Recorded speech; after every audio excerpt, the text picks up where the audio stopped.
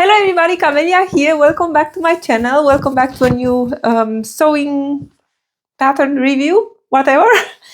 I was thinking I have so many projects that I want to share with you, and normally I'm making a bunch of I group a bunch of projects in one video, and then the video is getting really long. So I was thinking I think the best is also for me. It's easier to make these kind of short videos, to make only one video for one project per video. That will make shorter videos, and to be also much easier for people to find them if you look for a particular review on a project.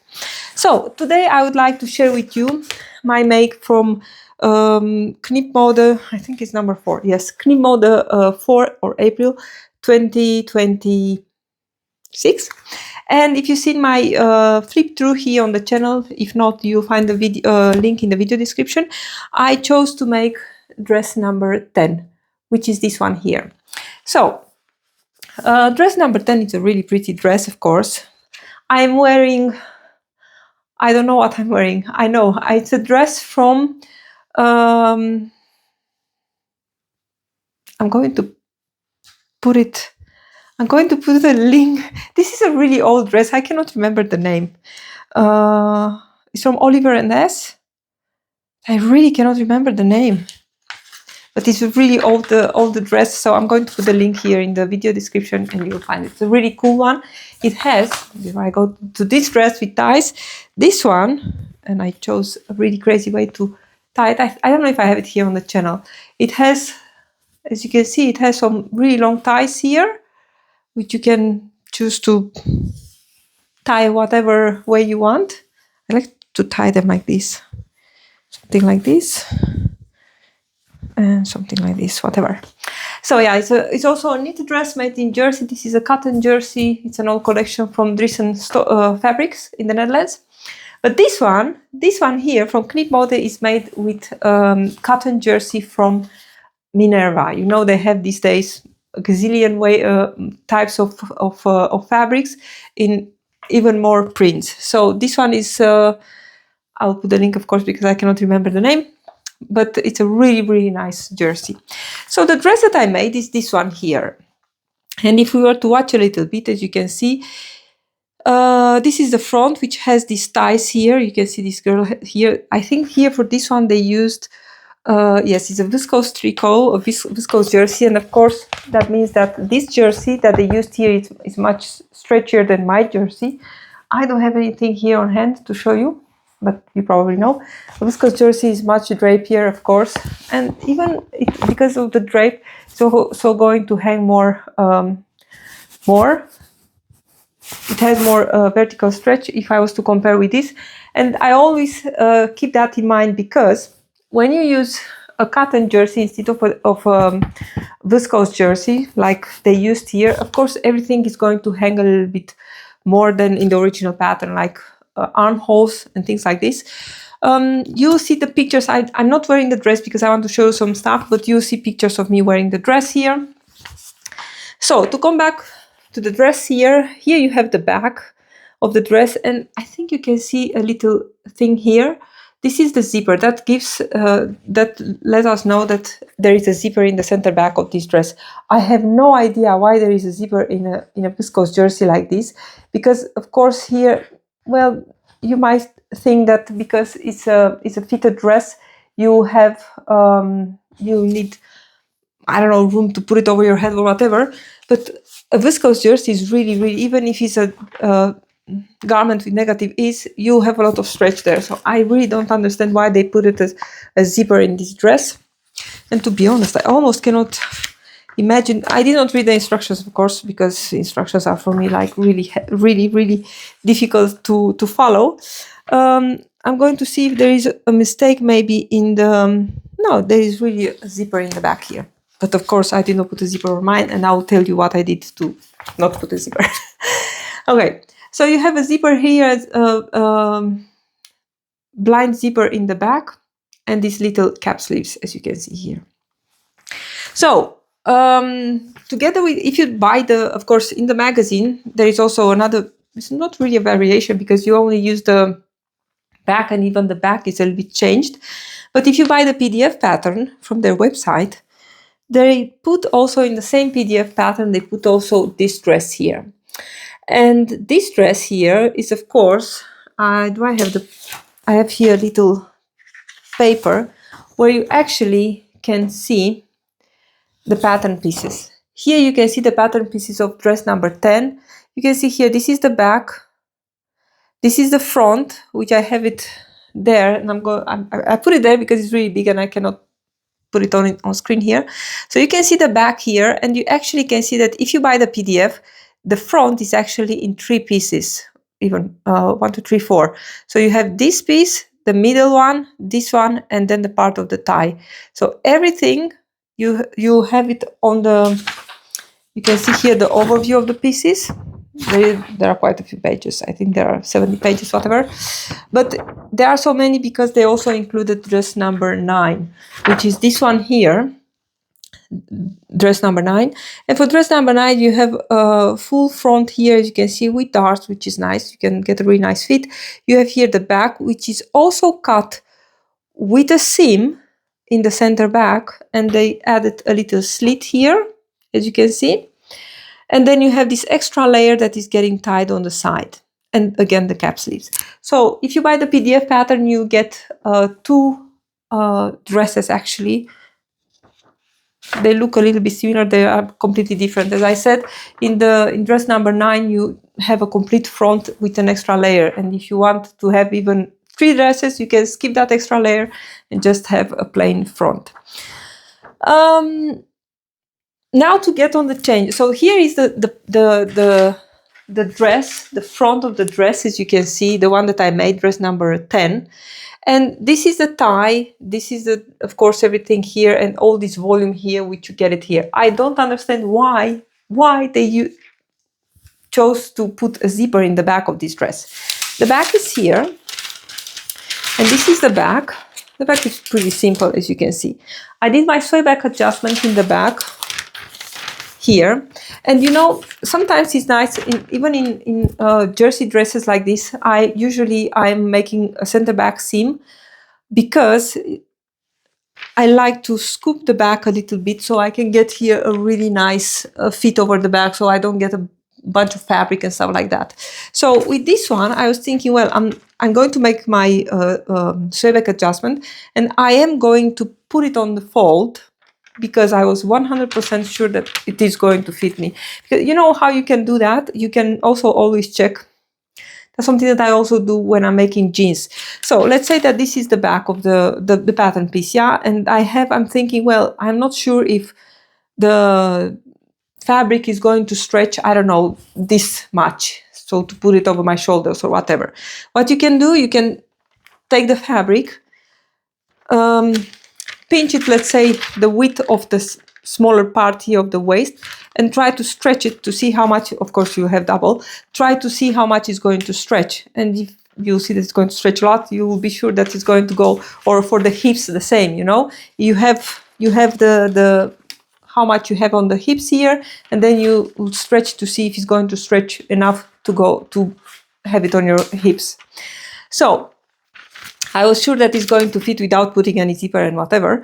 So I decided to cut this on fold. So the back is cut on fold, and you will see in the pictures, of course, the back is cut on fold. And then I've seen on dress number 9, I'm sorry, that they added actually some elastic at the waist in the back. So what I did the same. And you see in the pictures that it's gathered just a little bit here in the back. And I think that is giving a really nice effect, you know. So yeah, I mean, I'm showing you here my dress, but you see in the pictures, of course, this dress. Oh, allergies, you know, we have here really nice warm weather. All the trees and flowers are all blooming, and it's a disaster. If you have a little bit of an allergy, it's really heavy. So the back is looking, as you can see, it's really, I have no closures here in the back. It's definitely just simple, and you can see a little bit of this gathers. How I added this? Well, after I cut my piece of fabric, that's why I did not want to put the dress on, because I wanted to really to show you some stuff. Sorry about my nose. Before I stitched the side seams and all that, I just added a piece of elastic, a little bit smaller than my waist, of course, to get a little bit of gathers, and just stitch it here with a zigzag stitch to keep a little bit, of course, the elasticity. All right, so that was the back. I had only one little problem, and they have, because these are all combination patterns. I cut the front, of course, and when I was to put them together at the shoulders, I noticed that the shoulder seam on my front, it was much smaller than the shoulder seam on the back. And now there are a bunch of lines on the pattern pieces, of course, really heavy to see. And you can see it here. Let me see here. You can see it here. There are a bunch of lines. There is also a line to put a facing on one of these dresses. Why you put a facing in this. So I cut it. Apparently, I cut it with the longer line that it was supposed to be for dress number 10. So I had to cut then when I had already cut my pieces. So my neckline was in the back. You can see also in the pictures. I find it a little bit...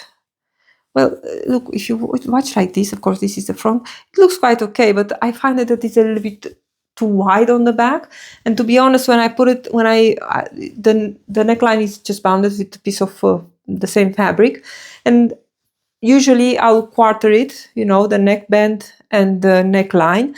But in this case, I actually stretched the back a little bit, not the back. I stretched the band, the band that I used to bind the edge. I stretch it a little bit more to get a little bit, to ease in that extra length on the back of the neckline. Of course, I was not going to cut a complete new back of the dress just because of that. So that works really nice. You can see in the pictures that the neckline is sitting actually quite okay in the back too. So that was the back. A lot of talk about the back. Now for the front. In the front, I did not do much of an adjustment. No, I didn't. For the front, the only thing that I adjusted, I think, maybe I'll remember more. You can see here their ties, they are really hanging nicely just because they use this viscose jersey. Of course, it's much more drapier and, hangs really nice. But because my cotton jersey has a little bit more weight, I find my ties a little bit bulky, but they are okay. But next time, if I was to make it in the same type of fabric, like a cotton jersey, I'll probably make them a little bit smaller, make them a little bit square like this. Also, what I changed, and that added, of course, some extra layer. This tie is the one on the left side. So here they used only one single layer of fabric. Make a hem and just put it here. And this is really wide, but in the dress it's actually gathered there before you put it in the side seam. Because I knew that my fabric, of course, was not printed on the inside. I really did not want to show, because if you make this only one single layer, of course, it's not going to stay always on the same position. So as you can see, I just cut it double on mine. And here you can see actually that it is gathered here on the side. You gather this, they give you the measurement how to gather it, or to how many centimeters to gather it, and then to put it like this. I think if I was to use a solid color, something like this, or something that was looking the same on both sides, I would definitely just make one layer, absolutely. So here you can see how the dress is looking while it's untied. It's a really, really easy sew. It's very, very fast actually. So that was for the front. For the armholes, I think I also changed something for the armholes. They had something, let me see. They did so, oh yeah, for the armholes, they actually also, they say to turn a little hem here on the armhole, exactly at the armpit here, where you have no sleeve. But I don't want to do that because most of the time it's not looking really nice. So also for this, I just bounded this with the same method that I use for the neckline. And then I have my cap sleeves here. Of course, with the cap sleeves, it was also, a project, it's easy and it's fast when you are not making a lot of mistakes. But in this case, of course, I had first that problem with the neckline, that my shoulder seams were not fitting because I cut the pattern wrong. And when I was hoping to get the dress done, I really wanted to put the sleeves. So, you know, every time when I check stuff to be sure that I'm doing good, that I'm putting the seams to the back or whatever, I'm always wrong. So this time, the most stupid thing happened. I've sewn one of the cap sleeves, the first one, into the neckline. So I'll put the picture and you will see this look really, really stupid. I could not understand. How is this possible? What is that? Why my sleeve is looking like that? But it was because I sew it into the neckline instead of the armhole. So yeah, it happens also to me. And for the rest, I think this was everything. Size-wise, you know, usually I'm going to, which sizes was this? Also from the S, M, and so on. So I was thinking, which size should I take? So almost every time I'm making here a size 38, the smaller size. So here I mean the neckline and the armhole, the shoulder, and from the halfway from the armhole, I'm always going to the next size. And here this is blended into an M. And to be sure that I don't need to go back to the big pattern pieces, I traced also the S, because I was thinking if I need to adjust something, I will have it on the pattern. So I ended up, this is the neckline here, I ended up cutting the neckline, shoulders, and halfway through the armhole to a size S, and then the rest all the way to a size M, also for the hips. Oh, I remember now. Yeah, that's something that I did not change yet in my pattern. So I have the dress sewn, and something that I always need to change, but I don't know why I forget to do that. I put it on, and as you can see here, let's see, this is the skirt, how it's hanging normally. As you can see in all their patterns, for me, they always have this curve here for the hips is always way too curvy, and I always need to straighten this up. So I ended up by taking away all this rounding here to make it a bit more straighter, and now it's looking really nice. I think I have somewhere a picture. I will find a picture and put it on the screen. You'll see that I could. Now I'm pulling on this one because this one is hanging nice, but I had like two wings here on the side. So that's something that I always need to change in Knipmode patterns. Also for pants, skirts, whatever. I need to take, my hips are not so rounded here as they have on their patterns. So yeah, that was it. And for the rest, here you have the little cap sleeve, which first I was thinking I'm going to skip them, but they are actually really nice. If I was going to be really, really picky and look at my dress, you can see it in the pictures and think what I can do better, I think I would like to raise but that's just a personal preference, I would like to raise the armhole here, the armpit, just a little bit more to get a little bit better coverage here. And of course adjust that back to put the neckline a little bit higher than it is now, and maybe adjust the shape of these ties. You know, this is actually really easy. It looks really crazy, but it's really easy. You are sewing actually these 2 points. These 2 points here, let's see. These 2 points, you are sewing them together, of course, right sides together. And then you bring, well, this looks really crazy. They are sewn like this, and then you bring this one and you sew again, and you have, so it's really easy. If you are thinking, well, this is really complicated, if you have the pattern in front of you, you'll see that it's going really, really easy. What I found really easy was also because I did read the instructions, but they're not very clear on this. The best is to, here you have to cut in a little bit to the point where the tie is meeting the skirt. So cut in, and then you can maybe even put a little bit of interfacing in the points here to be sure that the fabric is going to be stable, and then you can sew the tie and then put the rest together. So yeah. Again, the fabric is from Minerva. Very pretty, very stretchy, and of course you can see the pictures here. So yeah, so this was dress number 10 from Knipmode magazine for 2026. I hope my video is not too long. I hope you enjoy my video, and if you have any questions about the pattern, of course, put them in the comments. I'll be very happy to help you with your dress. And this one is a dress from the latest ebook is from last year, from Sew Over It. I still need to take pictures of this because it was so cold this winter. but now we have good weather. I'll take some pictures. It's really, really pretty. It has also pockets and stuff, and it's made also in a jacquard from Minerva with lining and everything. Really pretty also. But that's for the next time. So thank you so much for watching, everyone. Thumbs up to the video, very important. Comments, everything. And I'll see you next time here with a new video. Bye, everyone.